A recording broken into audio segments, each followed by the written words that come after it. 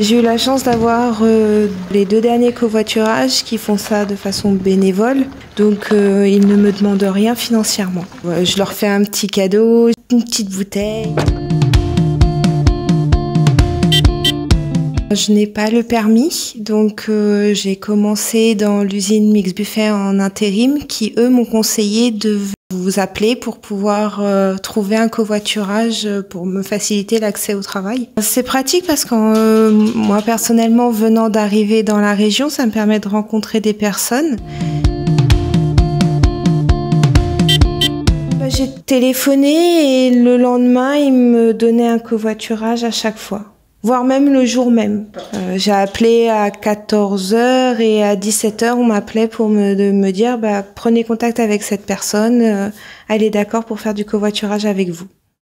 Mix Buffet, c'est une entreprise qui est basée à Guères, dans le Morbihan, spécialisée dans l'agroalimentaire, sur des produits à snacking, traiteurs.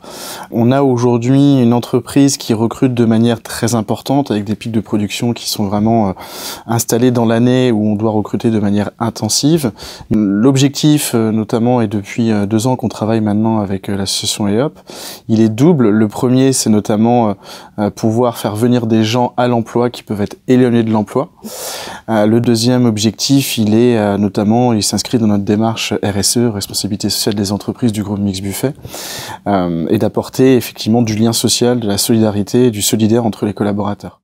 On travaille avec plusieurs agences d'intérim qui aujourd'hui sont un vrai relais pour des candidats qui recherchent un poste et qui ont des problématiques de transport, pour notamment demander aux collaborateurs de contacter directement EOP pour leur trouver une solution. Forcément qu'on organise les plannings en fonction des gens qui peuvent covoiturer. Donc on trouve ça tellement évident que voilà, on le fait spontanément, on essaie d'organiser les voitures en fonction des exigences des collaborateurs, enfin, ou tout au moins des souhaits. Et sinon c'est pas une contrainte pour nous. On arrive par des glissements de poste dans ces cas-là à prendre la plage horaire d'une personne qui aurait demandé un covoiturage.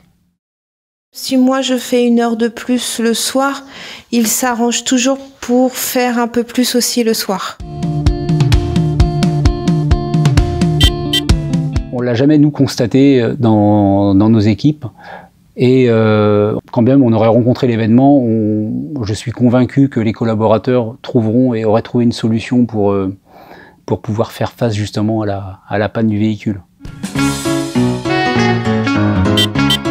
Personne est en galère de voiture, là on va lui dire attends bouge pas, où t'habites, et puis on va même faire nous une annonce dans ces cas-là.